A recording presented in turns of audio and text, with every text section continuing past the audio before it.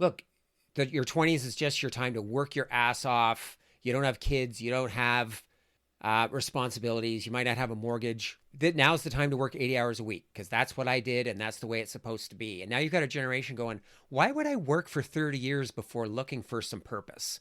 You know, the old generation, you're all freaking alcoholics. You're all have got heart disease. You're all freaking miserable. You're all burnt out. Maybe they're onto something. I know that if I'm doing something that I'm passionate about, my output, if I'm working 40 to 50 hours a week as opposed to 60 or 70 hours, my output for that will probably be more effective and more efficient than if I'm doing something that I dislike for 60 to 70 hours a week. That's not to say that your first job needs to be something that you're really passionate about, because I think you learn a lot from those first jobs. I will say though, there are moments I still struggle with this, and it gnaws at me all the time. Like every day, I'm asking myself the question, how many hours did I work?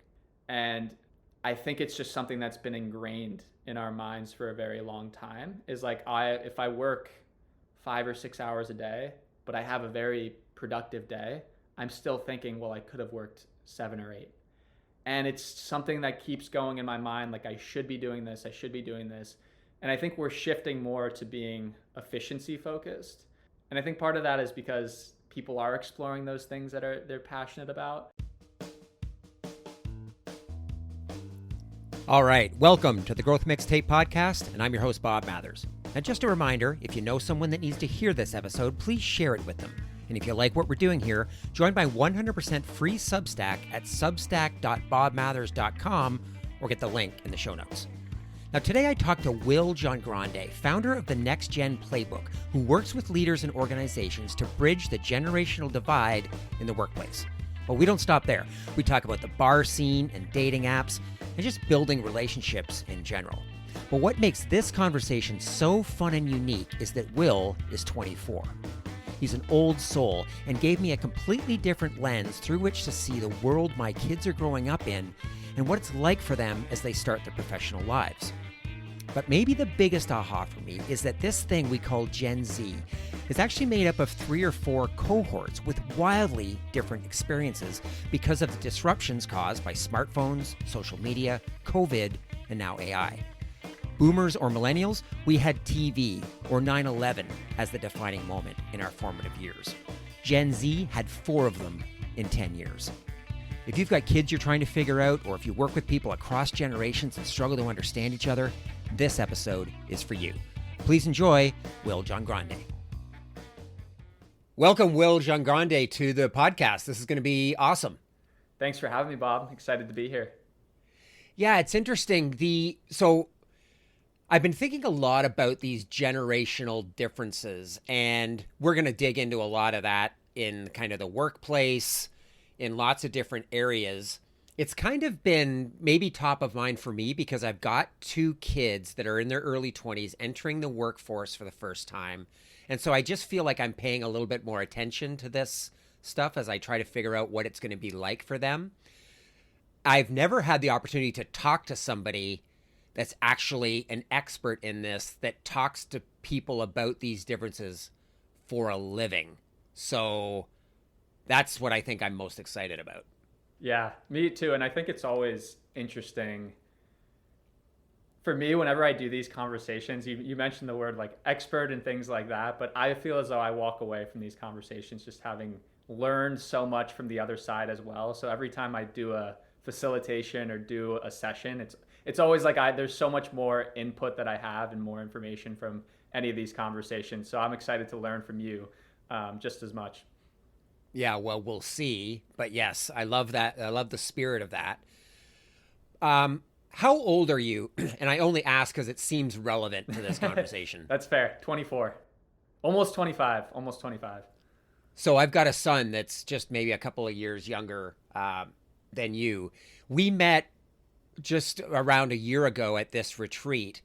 And I think a lot of us were talking about, like, you were, I don't know, the youngest person there by what seems like 30 years. Maybe it wasn't quite that much. But I'm sure you get this all the time, that you seem much older than 25.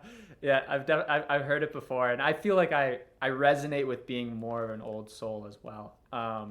So I appreciate it. Yeah.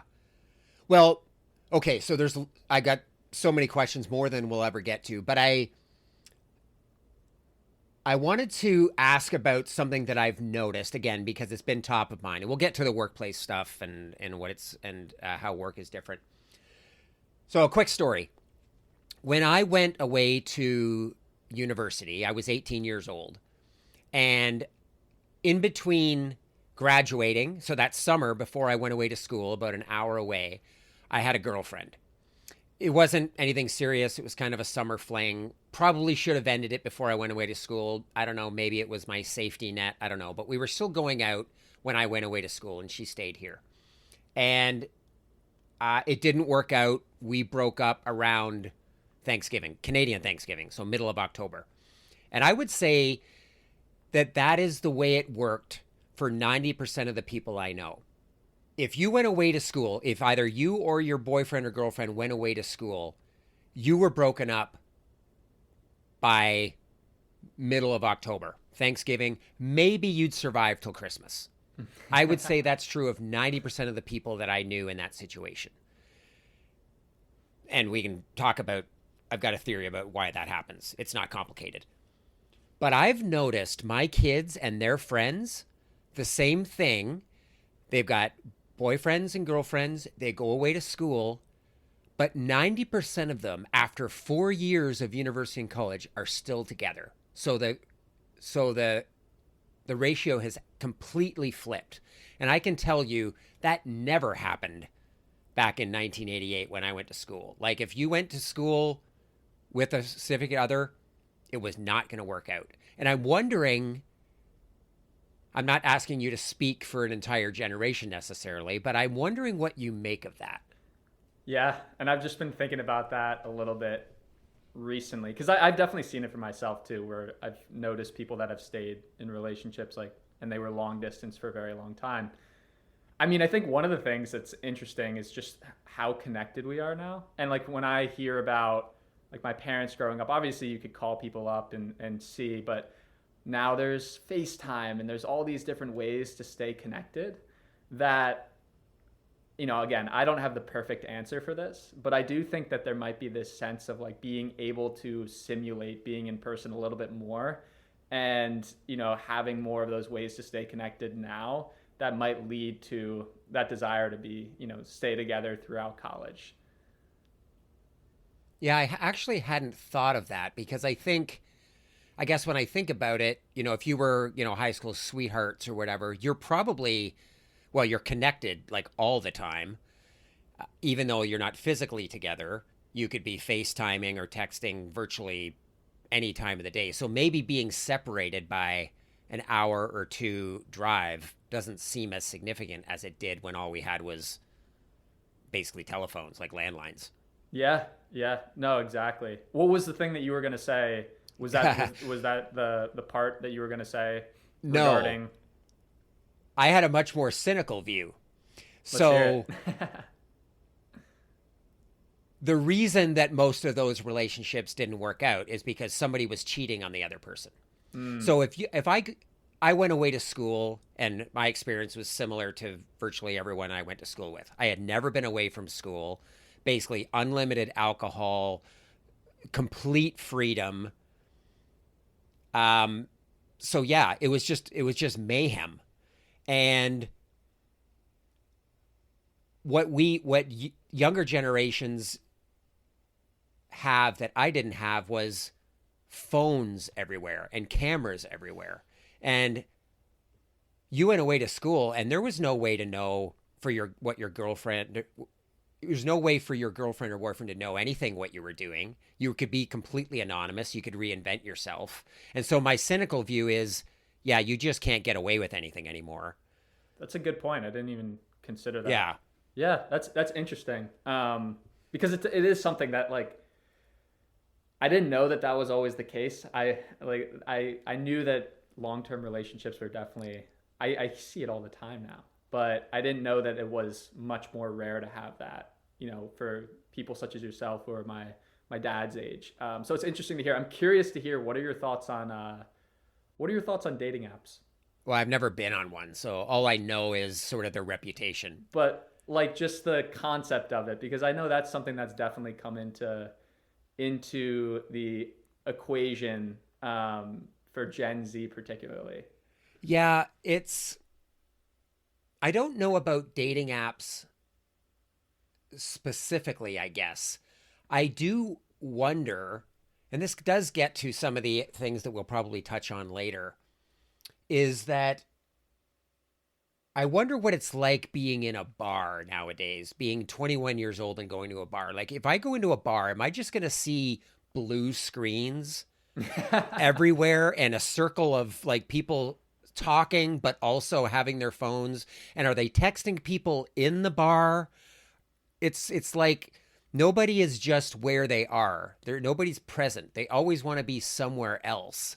I don't know how that relates back to dating apps specifically, because I really just don't. I cannot imagine what that would be like. But just how people gather and how people build relationships, how they communicate. Obviously, a bar is like a little subset of society in there. And I just don't know what that would be like, because we didn't have screens, and we might kind of make eye contact with somebody across the bar and we walk over and talk to them and buy them a drink. And I don't know how that happens today. Yeah. And I feel as though it's interesting because I've been reflecting on this as well. I think especially with dating apps, there is a sense, and I've used them before, but there is a sense of like certainty. Meaning if you're at a bar or if you're in public and you see someone, you're like, oh, they seem cool, they're interesting. There is this sense of like, okay, there's all these things that are going on in your head. Like, are they seeing someone? Are they in a relationship? And that might dictate your decision whether to go up to them. There's also the fear element of, not knowing what are they going to think. Whereas if you have a dating app, there's much more certainty. You know that like everyone on that app is there for a reason, right, to meet someone. And I think it removes that sense of angst. And I think it's just been interesting to watch that. And I feel like today it's much more rare to go up to people. Maybe in bars you might see it a little bit more often, but go up to people because you have all those different options. So that's one of the things that I've noticed is just there is that sense of certainty in knowing like why everyone's on the platform. I can see that. There's certainty in that way, but you can be anybody online. That's true. So you're like, okay, there's certainty about everybody's intention of being here. Whether any of the other stuff you put on this profile is true, I have no idea. Whereas at a bar, I think, oh yeah, you really are 5'8". You really do have a full head of hair. You really, so I don't know. Yeah, it's like you're trading certainty in one area for uncertainty in another. Yeah, and that's a good point because I feel as though, especially when you're getting to know someone on text for the first time, like it could be so easy to build up this idea of what the person's like in person when you're texting them, because texting is obviously way different than, how you are in person. But I've noticed that with myself is sometimes I might have this idea of what this person is like. And then when I meet them finally in person, I'm like, oh, they're completely different than what I thought. So there is this sense. That's not necessarily a bad thing, but there is this sense of what you're saying is it's like a double-edged side to it where there is certainty but also uncertainty. So that is interesting because I know like when you bring up dating, I feel as though that's one of the biggest things with Gen Z that I see dating apps as being kind of at the epicenter of one of the unique features that we've had. I think this is really interesting because you've only grown up one way. I've only grown up one way. I think a lot of the things that we run into in the workplace or other conflicts we have just come from a lack of understanding of what it was really like what it's like to communicate and build relationships and do all these things. And we're sort of projecting ourselves, the only adolescence or the only young adulthood that we've ever had, we're projecting that onto another group of people saying, oh, yeah. you don't make any sense to me. And it's like, no, but if you grew up in my world, this would all make perfect sense to you, right? So much of it is just trying to better understand what it was like as we both went through it. Oh, agreed. 100%. In terms of the the gap, so the differences between the generations, I do feel like, okay, every generation for thousands of generations has been complaining that the generation behind it is fucked up, that they're going to ruin the world, that they're lazy, and that they have it too easy, etc. Do you think that this generation, we actually have a point? Do you think that the pace of change means that no, it really is a little bit different this time? I like what you said about pace of change, because there's been, since the COVID-19 pandemic, I feel as though there's just been so much more, like the change has been accelerating because we were coming at a place from need. And I think we might have discussed this. It's interesting how quickly change can come about when you're at a place where it needs to happen. Because if people just said during COVID, okay, we're not going to go remote, then people just wouldn't really be able to work. And before that, when we were talking, when people were able to meet in person, remote was just a nice to have. And then once the COVID pandemic hit, it was a need to have, because they just didn't have the other option. So I think it was interesting to see like how much can happen when you're coming from a place of need. And it's interesting because you have people that are 28 years old, 29 years old, who might have had a little bit of pre-pandemic experience, and then you have someone that's 21 or 22 and they didn't have that experience, and that's not that big of a gap, but you're seeing that there is a big gap. Like, for example, I have a family member who is in sales, and they're a leader at a company and manages a team, and she is 26, and she gets frustrated with 21, 22-year-olds because they don't necessarily know how to dress in the workplace. They show up in hoodies, they show up, just wearing pants that they probably shouldn't be wearing in a work environment. So it is really interesting to see. And I think there is, every generation, and you can go back and look at all the quotes from about different generations. It's pretty hilarious, actually, if you look at some of the quotes, like the me generation, millennials are, lazy, entitled, whatever it might be. I've done presentations where I just share all the quotes and have people try and guess which generation they're referring to. But I do think there is this added element of Gen Z, having this pandemic experience that has thrown another layer of this generational disconnect to it. So I think it's definitely prevalent to all of them, but I think we all express it in different ways. Hopefully that answered your question. Well, it makes me realize something that I hadn't thought of, Will, is that we tend to group things into generations, and we even label them differently. But maybe because of the pandemic, and I would say pandemic and smartphones, there's almost like two sub generations. The people that grew up with a smartphone on them from the time that they were, 15 years old.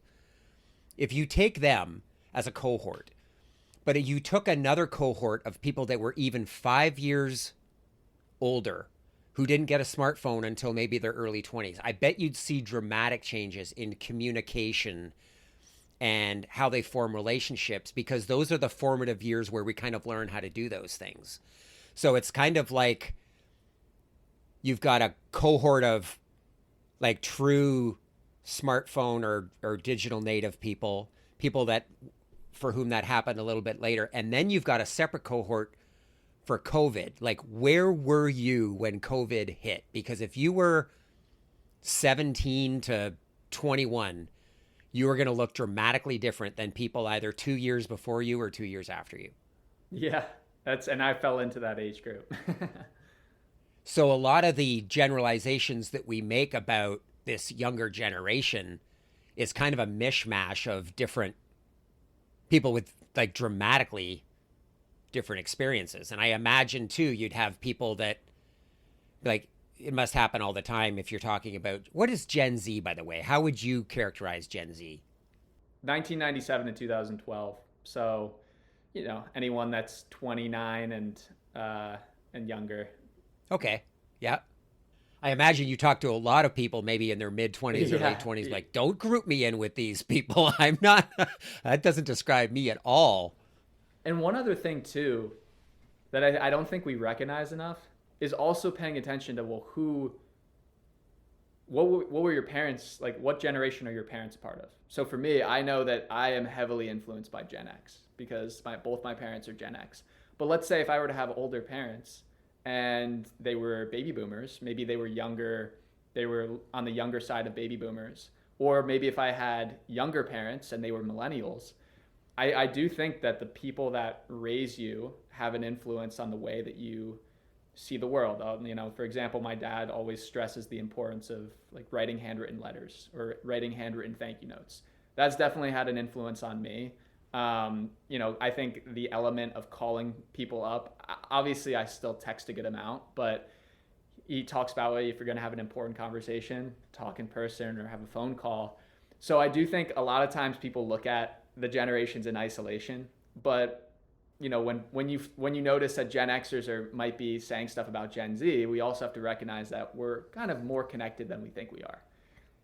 Yeah, that's interesting. So you go in and talk to organizations, groups of people across generations, right? You'll have everybody from, I guess, boomers to Gen Z. First of all, how does a 24-year-old guy get involved in work like this? Because most of us just bitch about it. And we do our best to navigate through it. At what point did you say, no, this is actually a problem I want to try to spend some time trying to figure out? Yeah. I mean, I think one of the things I always describe, and I alluded to it at the beginning, is I've always enjoyed, like if I go over to my friend's house, a lot of times I get just as excited to spend time with my friend's parents than like if he says, oh, like let's go get food and then we're not with the family. Like I enjoy being around the family. I enjoy being around the parents, having conversations with them. So I've always noticed that I've gravitated towards having conversations with people who are further along than me, whether it's learning from their experiences, just talking with them about, because I feel as though, if I talk to people and I learn a lot from people my age, but if I'm talking to people who are further along in their life, I feel as though they can provide insight that I might not have ever considered, and it can help save me time in other areas where I might end up making mistakes. But also, it's just fun to talk with them. And now I completely forgot what the question was that you asked me, but I knew there was a direction. Remind me again what the question was. Now because I was listening so closely, how did you get interested in doing this? Oh, yeah. So I saw it as a unique opportunity because I was being a part of Gen Z. And a lot of times with HR and learning and development specialists, I mean, there probably are some that are Gen Z, but a lot of them might be millennials or Gen Xers that are further along in their career. But I saw, okay, well, I'm having a lot of conversations with people saying we don't understand Gen Z, we're having a difficult time working with them. So I thought it was a unique angle to be a part of this generation trying to communicate about us to people that I feel like I can connect to, and vice versa, feeling as though the more experienced generations can give insight to the younger people about what their expectations are. Because sometimes I've been on the golf course and I'm not huge into golf, but I've said, oh, it's about helping, organizations better understand Gen Z. And then they're like, well, what about understanding us? And then that's when I'm like, I think I need to focus on that too, is being able to have both sides understand each other better. So that's really where it started, is just being a part of this generation and seeing it as a unique opportunity to represent us. Yeah, and I do think that was what maybe compelled me to have this conversation, and what kind of drew me to you, Will, when we first met is, I guess I would have always expected, oh, I'm going to go to some workshop with a 50-year-old HR professional that's going to tell us how to relate to the younger generation. And the fact that you flipped that seems like a really unique perspective to bring. Thank you. You mentioned a couple of things. One of the things that I've noticed too is that my kids are much more interested in being friends with me than I was with my parents. So, and actually, I'm 10 years older. Like there's a 10-year gap, a bigger gap than my dad and I, for example. So my dad was like 23 when he had me, and I was 30 when I had my first kid. But we didn't want anything to do with our parents or our friends' parents. It was super awkward and cringy when our parents would come down and try to hang out with us when we were trying to have a few beers. And so that's the way that I've always approached it. I've always given my kids lots of space. Don't worry, dad's not going to get in your way. You guys do whatever you want. And I actually think that they and their friends actually enjoy hanging around the parents. And I did not see that coming. Have you noticed that too?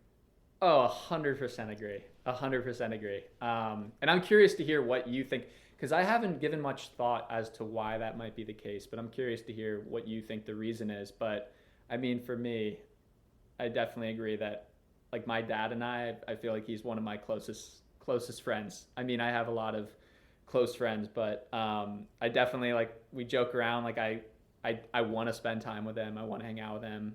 Same thing with my mom. But I'm curious, like, if you were to reflect on that, what do you think where do you see that trend, or like, how do you think that started? Maybe it started because I do think, and I don't know, I'm just thinking off the top of my head, maybe we put a higher priority on spending more time with our kids as we got older. I mean, all of us worked, but we were very present, very involved, hockey dads and all that sort of thing. So maybe, I don't know, maybe that's not unique. I honestly think, well, because my immediate reaction is, well, I'm just cool. Like I'm just cooler and we're all just cooler than our parents were. Yeah. And I wish that were true. I don't know that it is. I honestly think we just don't want to grow up. So I think we want to hang around. We want to do the same things that our parents do. I think we feel younger than we did. Maybe we take better care of ourselves than our parents did. We're just maybe younger at heart. But why our kids are more interested in hanging around with us, honestly, I have no idea. I'm just holding on for dear life because it might not last forever, but we're just loving it. Just weird to me. I think it's gonna just get more and more that way. I mean, I know there were definitely times when I was in, middle school or early high school where I realized like there was a little bit of wanting to spend more time away from my parents. But I'd say since college, I've definitely noticed that that's been flipped. Yeah, it's been amazing. Okay, let's talk about, I really like this idea of these sub-generations within these giant groups that we tend to group things in, because I do like the idea of these sub-generations within these large groupings, because that's the way these larger groupings are the way we've always thought about things. So I'm curious, when you go into organizations, because I have a standard set of things that I think about younger people. I guess I might say they seem impatient with their careers. They have short attention spans. They're looking for work-life balance in their 20s when you don't really deserve that until your 50s. I'm wondering, what are the other things that you hear people from older generations say about younger generations, and what the younger generation's response is to that? I think desire for feedback all the time. Did you mention that one? No. Or no, I think that's a really big one. And I think it's interesting because, you've talked a little bit about the remote environment and how if you're working in a remote space, I think it definitely, and I've learned this through my conversations, is it minimizes the amount of conversations where you can have those soundbite moments where you can go up to someone, knock on their door, ask them a quick question. Whereas now, if you're working in a remote environment, you have to schedule that time and you have to, reach out to the person, say, can I have a call? And I think naturally that's just going to make it feel as though more formalized. it feels different than just going up to someone and asking them a quick question. And I think if we're in this remote environment as Gen Zers and we're looking to schedule that time as a replacement for us just, knocking on someone's door, I think we can be perceived as constantly looking at feedback when really it's about, and this isn't for everyone because I think everyone exists on a scale. And I think that's another thing to keep in mind with the generations is that it's not a one size fits all, but it is interesting to see that idea come up. Like Gen Zers are always wanting feedback, but I think it makes sense if we're in a place where we're just kind of working on our own. So that's one of the things that I think has come up. Mentorship is changing. I think you can definitely have mentors through a remote setting, but I just think it looks different. So that's one of the things that's come up. Yeah. So what I think I'm hearing is that it feels like the younger generations are always looking for feedback or validation, but what's really happening is we're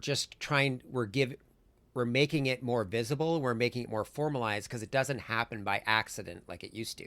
There used to be all kinds of, those soundbite moments you talked about, little learning moments, feedback, mentorship. It all just kind of happened in the course of a normal workday when we were working shoulder to shoulder. And now when we want those things, we have to be intentional about going to ask for them. And it's just making it more visible and more, maybe more visible is the best way to think about it. Yeah.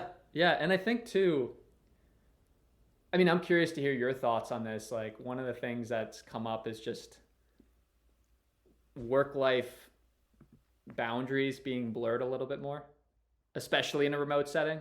So I've heard complaints about Gen Z not really respecting that type of environment where they might be emailing or texting at times that aren't, appropriate to be texting at or emailing at. So that's one of the things that's come up. So I don't know if you've heard anything about that as well, but I think especially with the remote hybrid setting, and especially if you're doing your own thing, I think naturally your work and your work life and your home life is going to be blurred a little bit. And that's just another observation that I've had of complaints about Gen Z. Well, I think that happened before remote work. Like I think back about, I am really old enough to know that the first job I had, one of the first jobs out of university was when I got email for the first time. But I still had no way of accessing email from home. So as soon as you could get, like it was a BlackBerry, I don't know how many years ago, or a mobile phone, the first time you could get messages on your phone, that's when those lines really started to be getting blurred because you never really got a phone call at home about work before then. So so certainly people my age, they saw that progression. The interesting thing about what you said there, Will, is that I don't think that our generation ever felt empowered to say anything. My boss wants to email me or people want to email me or text me at 10 o'clock at night. I'm going to answer it. It's my job. It just feels like, and maybe that's the pushback, is that older generations feel like, yeah, I understand that you want boundaries, but you're 20 years old. You don't have real responsibilities yet. And this is the way it's always been. So those boundaries they've never mattered to me when I was 20. I never felt empowered to do anything about it. And so that's just the way it is. And I think for the first time you're seeing younger people go, no, this isn't okay. You're like, what do you mean it's not okay? You're 25 years old. Who do you, this is the way it's always been. Yeah, that's a really good point too. I never considered that. What do you think it is that makes people, Gen Z, feel empowered to kind of push back and say, I'm not okay with this? Because that's not something I don't think I ever would have done.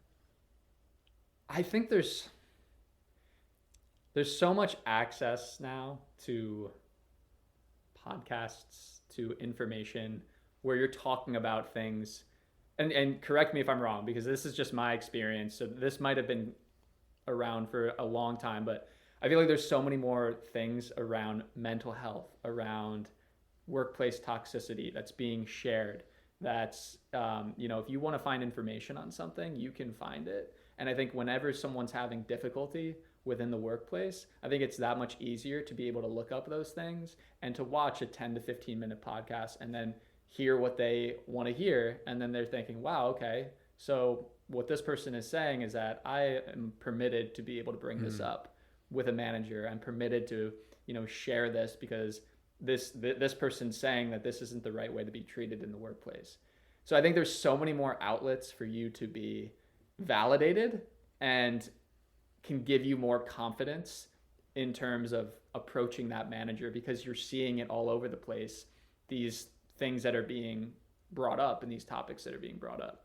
Yeah, that's so interesting, Will. And I guess, if I'm 25 and I'm bringing this up to my manager, I'm going to assume that my manager also thinks that this is a perfectly reasonable concern to have. And yet they grew up in a time where nobody talked about this. I'm not, like, you're experiencing resistance, even a little bit of mild resistance with your manager, because they don't really know how to deal with this. They're not expecting it. It's not the way that they were, the way they came up through their careers. And so that's the friction. Oh, older generations don't want to talk about this. They expect me to be available whenever. And that's maybe how that chasm starts to widen. Definitely. And I think too, it's just the more I'm learning, it's just the more that those first workplace experiences definitely have an influence on us and how we view like what should be there's so many moments where, and this is just totally outside of what we're talking about, where if I go to 2 events or 3 events and they're around the same thing, or they're a similar organization like Toastmasters. If you're familiar with Toastmasters, the speaking organization, like if I go to one Toastmasters meeting and I go to that for a few weeks, I think, oh, okay, this is the baseline. And then if I go to a different Toastmasters meeting and I see them doing it differently, I'm like, this is wrong. And then the first version's right. But what if I went to that second Toastmasters meeting first, and then I went to the first Toastmasters meeting second? I probably would have had the same feeling. So I think there's just so much of an emphasis, at least for me, of like being biased towards my first experiences, that everything after that kind of looks like it's wrong. So that's just something that I've noticed as well, is I do think that the first experiences have an influence on you. But there are people that are probably more open-minded than others about those. Yeah. Because obviously for you, you're very open-minded about, understanding the other generations, but not everyone is that way. So yeah, that's super interesting. And I guess especially kind of going back to something that you said before, if your first experience is fully remote because it happened during COVID, or it just happened a couple years earlier or later when your first experience was all in person, that is sort of the foundation, the baseline that you tend to measure, not forever, but the next job or two against. Agreed. Yep. 100%. I'm curious for you though, question would be what would you say, given all that we've talked about so far, if you were to grow up in a time, would you rather have grown up in this time because you have so much access to information, you have the internet, you have all these different resources? Would you have rather grown up now, where your kids are, or do you prefer having grown up, or just the question of would you have preferred that the internet or social media exists or doesn't exist? Do you think we're better off without those things? I know that's kind of a two-pronged question, but no, I love that. That's a great question. I will answer it, but before I do, I'm sure you've asked that of people before, and I'm wondering what proportion of people say that they would rather have grown up in a different generation. Honestly, I actually haven't asked this question as much as you probably would think, but from what I've seen is a lot of times the Gen Xers will say, no, I would have rather have grown up at this stage in the game, sorry, I would have rather have grown up at my, when I did grow up, not now.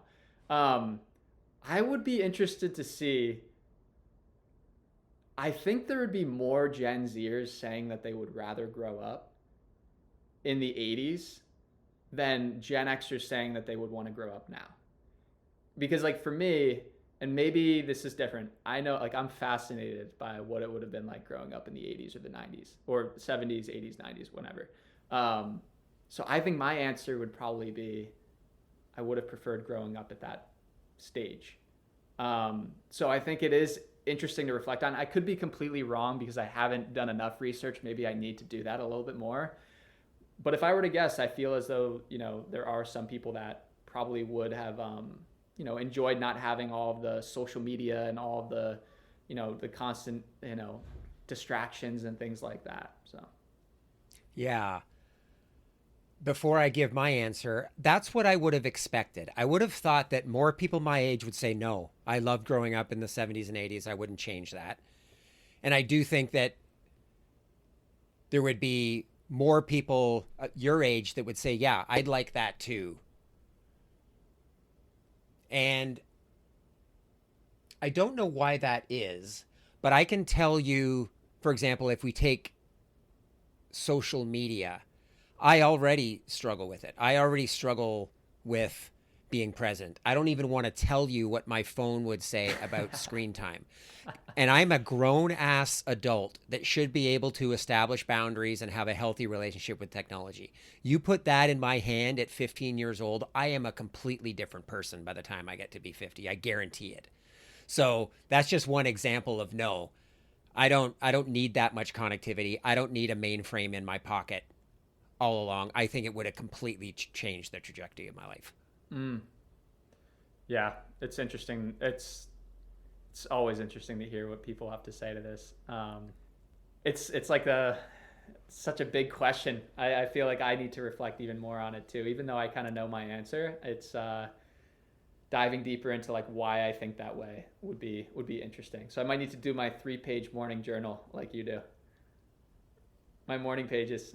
Yeah, that's right. Your morning pages. Well, and I'd also be curious whether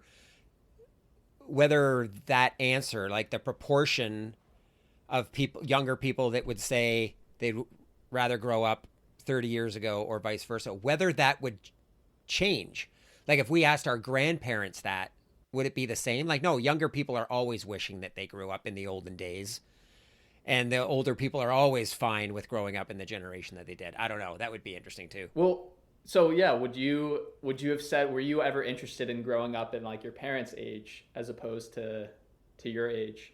Yeah, I mean that was Elvis and the Beatles and old cars. So maybe there is something about our parents' generation does tend to get romanticized, probably in part because we're also always talking about how awesome it was in the good old days, and you don't know how good you guys have it and how much harder things were. Maybe it does tend to get romanticized. We like watching older movies. We like listening to older music.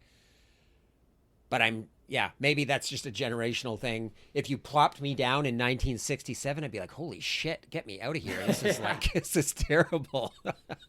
That's true. That's great. Yeah.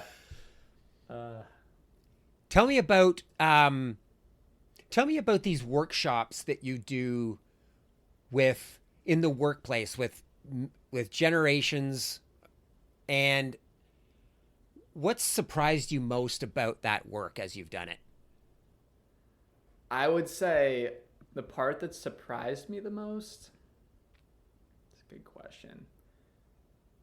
When younger adults display more of the qualities of those experienced employees, and experienced employees display the qualities of the young. Like I see that more and more again, and I think it's just a reminder to me that it's not a one size fits all. This generation's like this. It's not an equation. I think I'm just seeing patterns of this is what this generation is typically like, but that doesn't mean it's always the case. Because I see people who are in their 70s and they're very good with AI. And then I see people like myself who are in my 20s and I'm not great at AI. I'm not great at AI. So it's interesting to see when the generations possess qualities of other generations and vice versa. I think that's one of the biggest things that's been interesting to me. And I did want to speak a little bit to, I'm curious to hear your thoughts on this because I think one of the other things along with it was like an awkward moment that you experienced or had in workshops. And this wasn't particularly a workshop, this was a panel, but I remember getting a little bit of pushback on this.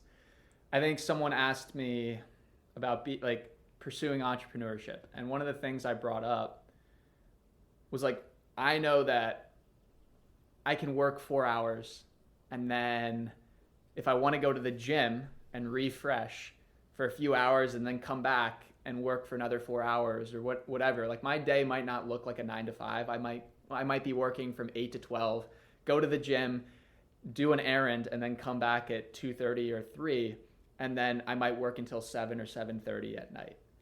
And I remember having a conversation with someone after that, and they completely disagreed with me. It was really interesting. Because they were more on the traditional 9 to 5, but they were hearing something completely different. Like they were thinking, oh, take 2 to 3 hours to go hang out with friends, take 2 to 3 hours to just, do whatever you want. But if you think about it, it would be the same amount of time that I'd be working. I just would be going a little bit later into the night. So I thought that was really interesting, just hearing, and awkward for me, hearing about, being looked at as almost like lazy or not putting in the effort, and them saying like, if you're starting your own business, you need to be go, go, go, go, go. And I think also what you mentioned too is allowing space for boredom and allowing space for creativity is important. So I remember feeling a little agitated by that response, because I just wanted to communicate, like, I'm not saying that you're working less. I'm just saying that if you're starting your own business or if you have your own business, it might look a little bit different. Now, if I were working in a company and I said, let me take 3 hours to go to the gym, let me take some time to, go to this appointment, then obviously I think it makes more sense to look at that and say that's unrealistic. But I think it was just that was a really good moment for me and a really good learning experience to see how people's, whether it's them going down the traditional path, they might impose their experience when they were in the workforce, and then they hear 3 hour break in the middle of the day and they're thinking, that's wrong, I'm right. So I think that was like one of the awkward moments that I've experienced when doing a panel. I'm curious to hear your thoughts on that, because you have your own business, what that looks like. Yeah. Well, there's a couple of things that makes me think of, Will. One is, and I think I was listening to a podcast recently with Brene Brown and Adam Grant, and they were talking about remote work and back to work mandates, etc. And it does relate back to what you were just talking about. I don't think people have a problem with being in a certain place at a certain time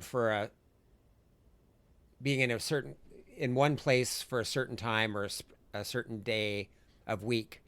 What they want is more control over how they spend their time. And if you need me to work 8 hours, I'm going to work 8 hours, but there might be a 3 hour block in the middle of the day. Now, it's work dependent. If one of your big responsibilities is to be responsive to customers, and your customers are working during those work hours, then there's a real reason why you can't be, that you've got to be connected, right? But if you're clear on what people need to do to be good at their job, then it shouldn't matter how much time that they take to do it. And you should empower them to do it whenever they want. And I think that is something that the younger generation, again, feels more empowered to push back on.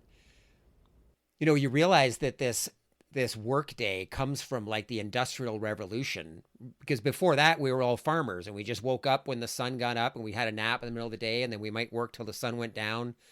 There's no like work from 9 in the morning till 5 in the afternoon with, regimented breaks and everything. And now that work is so fluid and can be done from anywhere, it just seems like a really antiquated notion that maybe we're finally having a generation that's willing to push back and say, if I have these things I need to do today or this week, why can't I do them from anywhere? And yes, if you want me in the office for certain times for team building, etc., that's awesome. But surely I should be able to do the rest of it on my own time.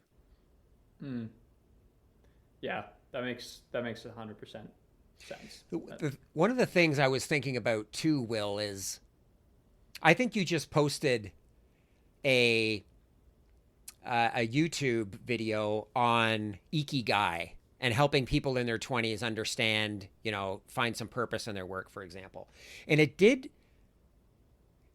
made me realize that is not something that I ever considered until I was in my 40s or 50s. And I think that's what led to basically what people used to call a midlife crisis, where people in their mid 40s would do what my dad did, left his wife, bought a sports car, got a girlfriend, changed jobs. Because you look down, oh my God, I'm running out of time to do all these things I wanted to do. And in your career perspective, it meant, what am I doing this for? And I talk to leaders all the time. They're like, oh my God, I got 10 years left. What can I do with this time? But people in their 20s are having that conversation. And it's easy, I guess, for us to look back. And I think the knee-jerk reaction is, look, your 20s is just your time to work your ass off. You don't have kids. You don't have responsibilities. You might not have a mortgage.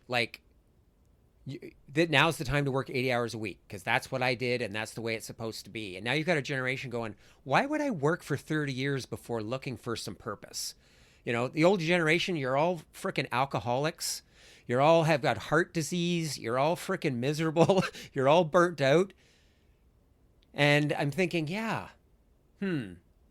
maybe they're onto something.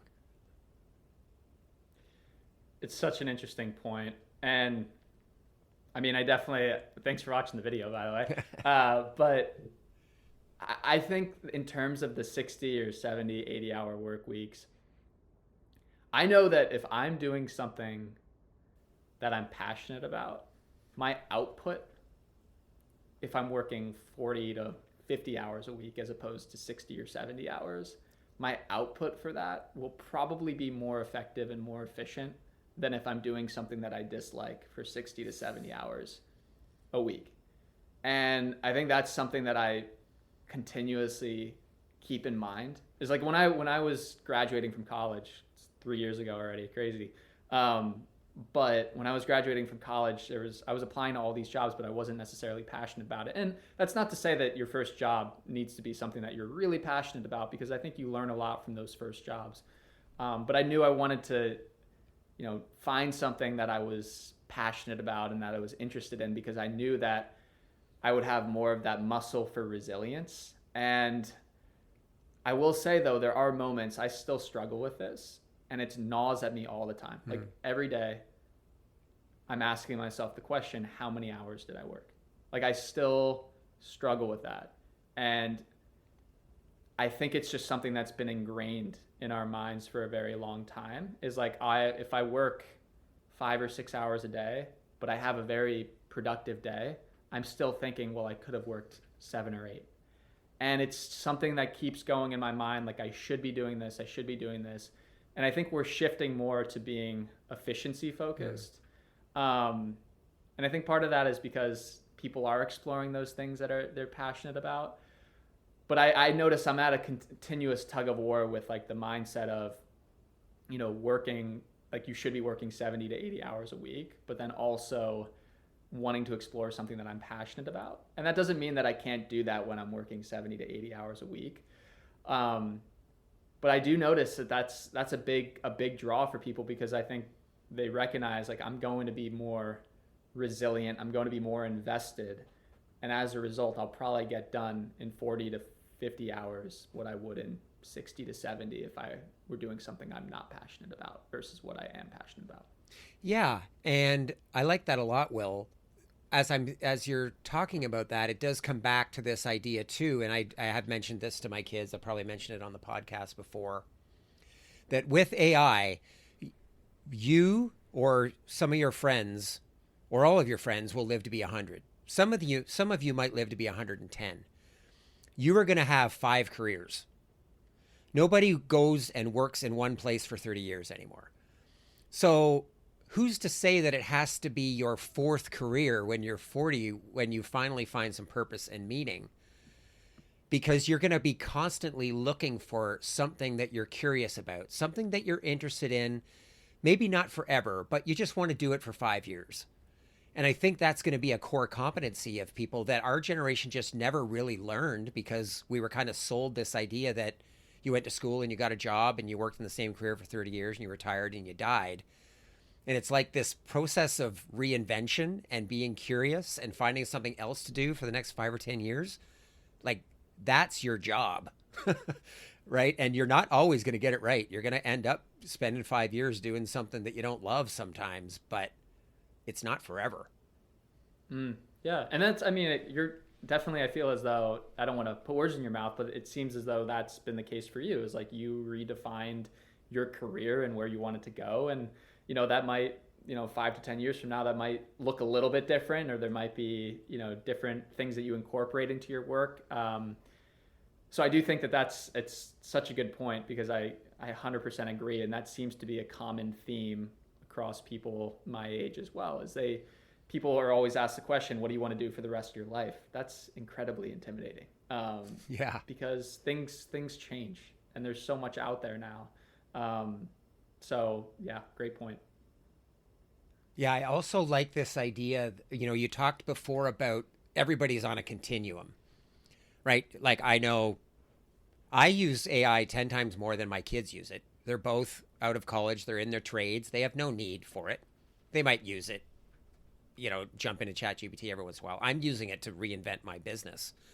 And so you talk about this continuum, and it strikes me that we're very good at making broad generalizations about populations of people based on an incredibly small sample size. If you talk to even some of the executives that you work with and you ask them about what they think about the younger generation, they're probably basing that on 4 or 5 people that they've worked with. I'm basing it based kind of on my kids and my friends' kids. And I think social media, maybe we could blame a little bit of it on that, but it's great at polarizing things, at magnifying the differences between us, when reality is, when you just get people talking about it, you realize, oh yeah, not only are we more similar than we are different, but if you plopped me, and instead of being born in 1970, I was born in 2002, like my son, I'd be exactly the same. Like, we're products of our environment. And if we can understand the environment that we grew in, then the behaviors that we see make perfect sense. Oh yeah, definitely. And that's typically why I always like to bring up the life events that shaped the generation. What would you say was the life events that, I mean, I know you mentioned that you might be similar if you were plopped into 2002, but what were the life events that shaped your generation, you think, the most? Well, I'm trying to think about things in adolescence. I can't think of anything in adolescence, but certainly 9/11. And it's funny, sometimes when I walk through the airport with my kids, I'll be like, you know what? We used to show up at the airport 20 minutes before our flight. We'd walk through security, we'd get on. You could have food, you could have water bottles. We ate with metal knives and forks. There were people smoking in the back of the plane. Yeah. And it's just like, it's crazy how much things have changed. And so that's just one example of how a singular event can affect an entire generation and change things forever that are impossible, really hard for younger generations to understand what that was like before that. Yeah. And I mean, that's one of the examples I always hear from my parents is, if you watch the movie Home Alone, you'll see on the airplane even looks much different, now versus back then. And there's been all these changes that have been made. So that's definitely a common theme, because I was born a month before that happened. Interesting. I was right around that time, but didn't experience it like you did. But I've heard there's just been a lot of changes came about after that event. Yeah, and there's also obviously geopolitical factors like that. The air travel is just one small example. But what would you say are those defining moments in your generation or your life? I would say,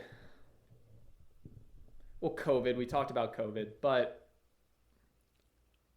I think social media, like Instagram, like we had that at such a young age, 6th grade, 7th grade, like just all of those different apps, I think is, it's very like it's you know, we talk about things existing on a continuum. It's like you're very connected and then you feel isolated from social media. And I think that was a big one that's defined our generation.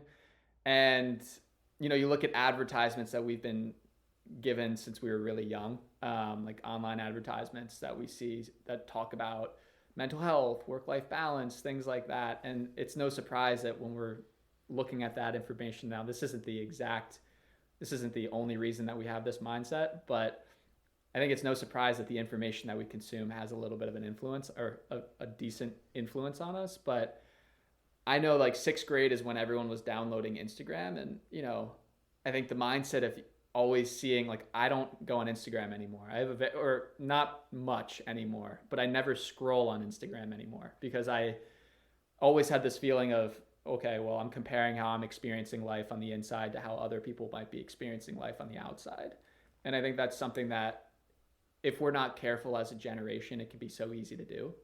And being given that at sixth grade, seventh grade, eighth grade, when you're really like, everyone's trying to fit in, everyone's trying to be popular and cool, I think that had a really big influence on us, and it's continued throughout the rest of our lives. And obviously that's had an influence on other generations, but when we speak about, you know, defining moments, that definitely was one of them.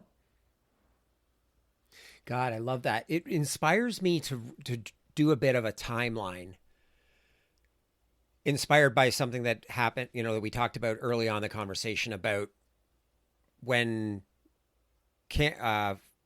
phones and social media and COVID, and how we can break down these generations because of the pace of change. There are things that happened within those generations that really changed everything. And you even mentioned, you could even get down to like the like button on Facebook. Facebook was just a community until they added a like button. And then that started this validation and this need for people to put things up there that got a reaction. And that started the dopamine. Before then, it was just, hey, all my friends and family get to see what I'm up to. And then the infinite scroll made all social media infinitely more addictive. So it's like, yeah, if you could map these things out, and then you could say, yeah, I was born right here. I got a phone right here a month before, or I was born a month before 9/11. I got Instagram in the sixth grade. You'd be like, oh yeah. It's so much more than just this generation of 25 years. It's these super moments that on their own would even have a massive impact, but they've been kind of piled up right on top of one another. Oh, 100%. And I'm interested to see what it's like for, more will be revealed, but with Gen Alpha and whoever comes after that, there'll be new things as well. So I 100% agree. You did ask me earlier, Will, whether I'm hopeful. And I have said this before. I really am hopeful. There's lots of reasons to be pessimistic, but I look at my kids and my kids' friends and the questions they're asking about work that means something to them, to finding some balance. You know, it's interesting. We can, in our work life, we can kind of bitch about younger generations and how they don't want to work hard and sacrifice, but that's not what I want for my kids. For the people that mean something to me, I don't want them to get to be 50. I don't want them to be 50 years old before they start thinking about these things. I want them to be concerned about that and to be thinking about that now. And that does make me, I think, hopeful, because I don't think the way that we grow up is the only way that it's got to work. Agreed. And I mean, I do think is this desire and curiosity, and you talk a lot about curiosity. I think that's, I've noticed there seems to be a lot of young adults who are very curious, very interested. And I think, again, like everything has a good side and then everything has but I think having all this access to information is a really good thing too, because it allows us to be curious about different career paths and, you know, different ways of living, different job opportunities that we can pursue. And that's great to hear that you're having those conversations with people my age, because I think it's important to get a better understanding, even if you don't necessarily know what it is, at least moving in that direction, because I'm still learning that myself too. So if people are listening to this, Will, and they are curious about the younger generations or older generations, like what's the one thing they can do to sort of better understand the people that they're either working with or the people in their lives? I mean, I think just opening up opportunities to have more of those conversations where, you know, you might be passing someone in the office and just saying, "Oh, how's your day going?" Maybe just asking one more question. Just asking, you never know where one more question will take you, because sometimes that can just open up the conversation a little bit more. And I think there's so many moments throughout the day, going back to that idea, like allowing that time for that space, whether it's at a lunch break, just being able to ask a quick question to someone who's of a different age, I think is really, really valuable. So I always recommend that as being, you know, a way to get a better sense and a better understanding of the other generations in the workplace. I love that. One more question. Yeah, and I do love that idea of curiosity. I think that is where it starts. And God, there's just been so much about this conversation, Will, that I've loved. We're all over the place a little bit. I just feel like I could talk about this for another couple of hours. Me too. But this has been, I know we've skipped over a lot. This might genuinely be a conversation we need to continue in another episode. Would love it. But in the meantime, if people want to learn more about you and the work that you do at the Gen X Playbook, or NextGen Playbook, sorry, no the worries. work that you do at the NextGen Playbook, where can they find you? Where can they learn more?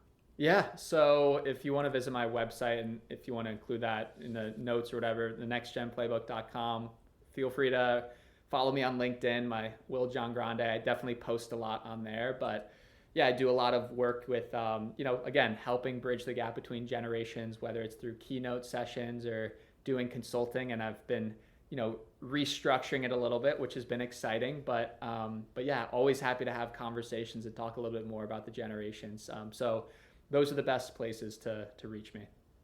This has been so good, Will. I know people are going to love this. God, I've loved this conversation. I can't thank you enough. Yeah, thank you so much, Bob, for having me. It was a pleasure. The Growth Mixtape podcast with Bob Mathers is produced by Bespoke Projects. Music by Je-m'appelle Walter Cronkite. If you enjoyed this episode, please take a moment to follow and rate us. When you do this, it helps to raise our podcast profile so that more people can find us. If you want to connect, you can find me on LinkedIn using the link in the show notes.